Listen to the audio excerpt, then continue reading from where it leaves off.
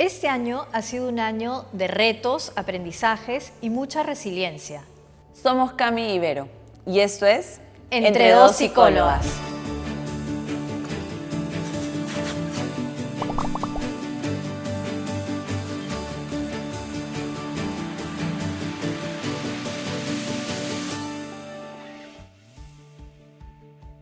Cami, ¿qué cosa ha sido para ti este año?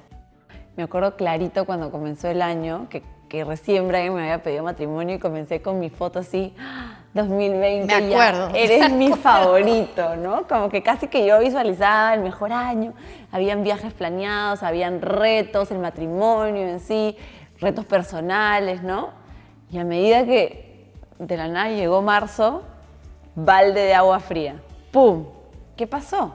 Literal como un balde de agua fría, o sea, fue un frenazo ahí de momento que nos amaqueó a todos. Y empezamos en la etapa de duelo, de negación literal, porque todos decíamos, ya, esto es una semanita, o vamos a parar las actividades. Yo me acuerdo que la gente, por ejemplo, en las academias de baile ponía una semana de para, ¿no? Y iba aumentando, no teníamos norte, no teníamos nada, no sabíamos hacia dónde íbamos y realmente el seguir avanzando en la incertidumbre nos iba abrumando y las emociones estaban totalmente desbordadas. Desbordadas. Además era una incertidumbre mundial, no solamente algo que nosotros, cada quien en su propio mundo no sabía qué iba a pasar o qué íbamos a hacer, sino veíamos el noticiero y realmente veíamos cómo en ninguna parte del mundo se sabía qué era lo que seguía y qué era lo que iba a pasar. Recibíamos noticias tras noticias negativas, algo que sin precedente. Pensábamos que teníamos control, pensábamos hasta que de todas maneras íbamos a poder manejar esto. Lo veíamos cuando comenzó todo esto en China y era tan lejano. Exacto. Pobres, ¿qué les habrá pasado? Jamás pensamos que llegaría a nosotros. Entonces, realmente cuando llega este balde de agua fría, yo me acuerdo mi papá, mi mamá, las personas con las que yo vivía en ese momento, cuán nerviosas estaban.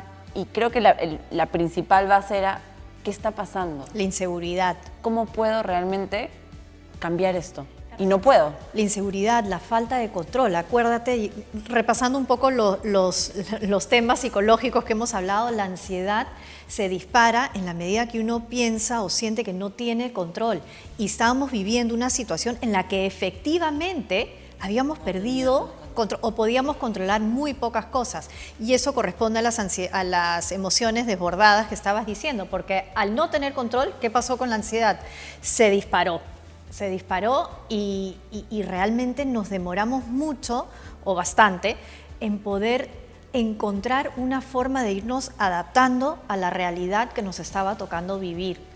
Definitivamente el año ha traído muchísimas cosas dolorosas, muchos duelos que no podemos negar, pero a la misma vez, otro lado es que nos llevó a todos a primero aceptar que no tenemos control y que no siempre lo vamos a tener, y por otro lado, a sacar este lado más resiliente que tenemos todos para poder afrontar esta etapa tan dura, ¿no? Yo creo que este 2020 ha hablado mucho de esta curva que hablamos de la ansiedad, en los ataques de pánico, decimos, ¿no? Como va a llegar a un punto y luego va a bajar. Esto iba aumentando en cuanto a semanas, meses, ¿no? Y llegábamos y decíamos, ya son 5 meses de esto, ¿qué está pasando?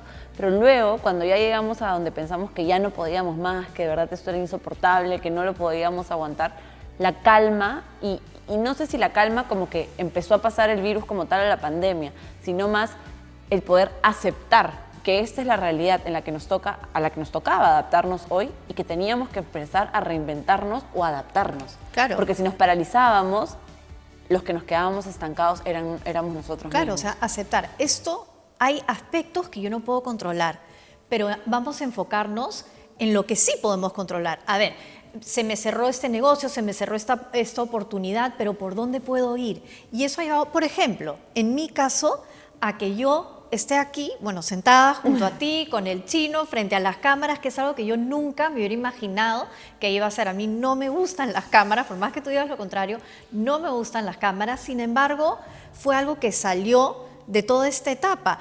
El actualizarme con las redes, hacer en vivos contigo, los cafés con Cami Vero, que era algo que yo me acuerdo cómo sufría. No, yo me acuerdo cómo me veías a mí en el consultorio, que yo grababa mis videos. Claro. Y Verónica, o sea, me decía que otro mundo. ¿Qué te pasa? Qué poco seria, qué poco profesional, Camila. ¿Te acuerdas? Me acuerdo. Y sin embargo, hablándole frente a una cámara, y me dice, ¿qué es eso? O sea, realmente cuando comenzó la pandemia y fuiste como avanzando en todo esto, encontraste este otro lado, que por ejemplo es poder hacer este programa, poder llegar a diferentes personas con un poquito de nuestro granito de arena, un pequeño conocimiento para que la gente se pueda informar. Se normalizó la psicología un poco, sí, ¿no? se normalizó bastante porque la gente empezó a necesitar un poco más de este apoyo emocional. Y algo que yo inclusive había visto, quizás como algo que no era de mi generación, las redes, Instagram, los en vivos, lo empecé a utilizar yo. Empecé a utilizarlo inclusive con mis pacientes y se convirtió en una plataforma de ayuda para muchísimas personas y de llegada de contenido psicológico para muchos, ¿no? Al igual que las citas de forma virtual que empezamos a utilizar. Yo nunca, o sea, una que otra vez con alguien que quizás no estaba dentro del país lo había utilizado, pero no como se usa ahora. Claro, por supuesto. A mí por mi lado me ayudó en diferentes aspectos, ¿no? Creo que cada uno vivió su duelo de diferente manera, en cada uno tuvo un impacto distinto. Sabemos que muchas personas lamentablemente han tenido que vivir con el sufrimiento de perder un ser querido y creo que ese sufrimiento es inigualable, sin palabras, ¿no? Pero al menos en mi caso yo vivía muy a full. ¿Te acuerdas que pasaba de un lado al otro? Tenía 15 minutos para comer, no sé qué. Brian en ese momento vivía en Cusco, entonces realmente tenía como mi semana para trabajar ballet. Y yo te decía, Camila, baja revoluciones, no puedes seguir así. Y llegó este tiempo donde estaba en mi casa. Claro, la mayoría de pacientes en ese momento bajó porque la gente pensaba que pronto se reactivaba y yo sentía que era tiempo libre, vivir el presente, tipo, hoy qué tengo que hacer, no tener un plan, no tener una agenda, comenzó a ser un vacío significativo y empecé luego a conectar con temas como mi propia creatividad, mi propia introspección, un momento para respirar y decir, ¿qué quieres? ¿Hacia dónde vas? Y un poco más viendo todo este año en retrospectiva, ¿no? Yo, bueno, no sabía cuándo me iba a casar, no sabía, hasta ahora no sé, y es una decisión que ni siquiera puedo tomar porque seguimos en temas de pandemia, pero el decidir mudarme con Brian, porque él ya no vivía en Cusco, de repente decía, no, pero si ya me voy a casar, ¿para qué mudarme? Me tengo que casar antes de mudarme, los temas de exigencias sociales tal vez, y el tomar esa decisión también llevó a replantear en mí aceptar los cambios, aceptar lo que no puedo controlar y tolerar lo que se viene y de verdad empezar a entender que cuando no tenemos todo controlado pero seguimos avanzando, es en ese momento donde realmente creo que progresamos, donde realmente nos volvemos seres humanos mejores de los que somos hoy. Exactamente, como ahorita que estabas hablando me acordé de un post que colgué hace poco que decía algo como a veces para recuperar el equilibrio para recuperar la estabilidad hay que perder el equilibrio, ¿no? Y eso es un poco lo que creo que nos ha pasado a muchos. Perdimos el equilibrio por un tiempo y luego de un proceso muchos hemos encontrado una cierta estabilidad, ¿no? ¿Tú cómo definirías, Cami, si pudieras resumir el 2020 en una palabra? ¿Cuál es el sería? Post que justamente puse. Y para mí la palabra fue límites. Aprender a marcar mis propios límites, marcar los límites hacia mi entorno y una vez que podía saber qué quería, porque marcar límites parte mucho de saber qué quiere uno, poder seguir avanzando. ¿Para ti, Vera? Yo creo que para mí sería flexibilidad. De alguna manera contrario a eso, ¿no? Pero quizás yo tiendo a ser una persona que maneja bastante bien los límites. Por lo tanto, me tocó flexibilizar, aprender a no siempre tener que ser tan cuadriculada, tan tajante, tan estructurada con algunas cosas, ¿no? Y empezar a incorporar cosas que yo nunca pensé que iba a tener que incorporar a mi vida. Yo creo que yo escogería, si puedo escoger dos, aprendizaje. Solo una, límites.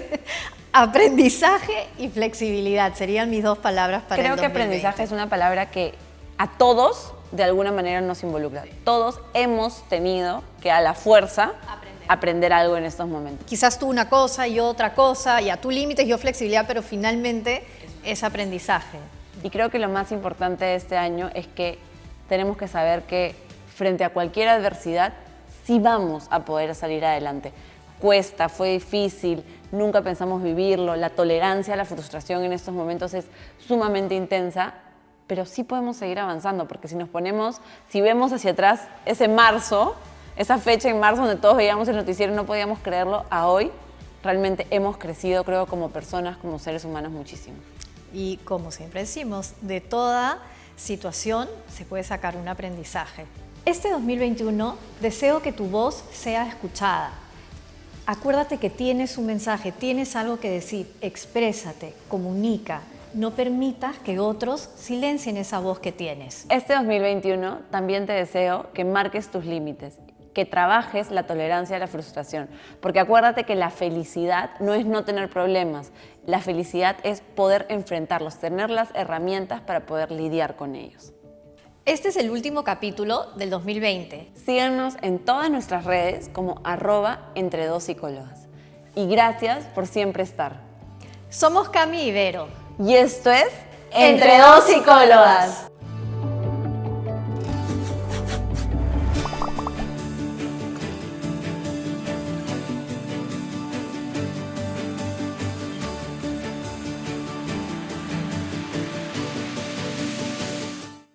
Somos Cami y Vero. Y esto fue. Ya, entonces, somos Cami y Vero. Y esto es. No, otra vez, parte. Pero. Así es como comenzó el año. Así nos dejó, sin palabras. Sin aliento. Y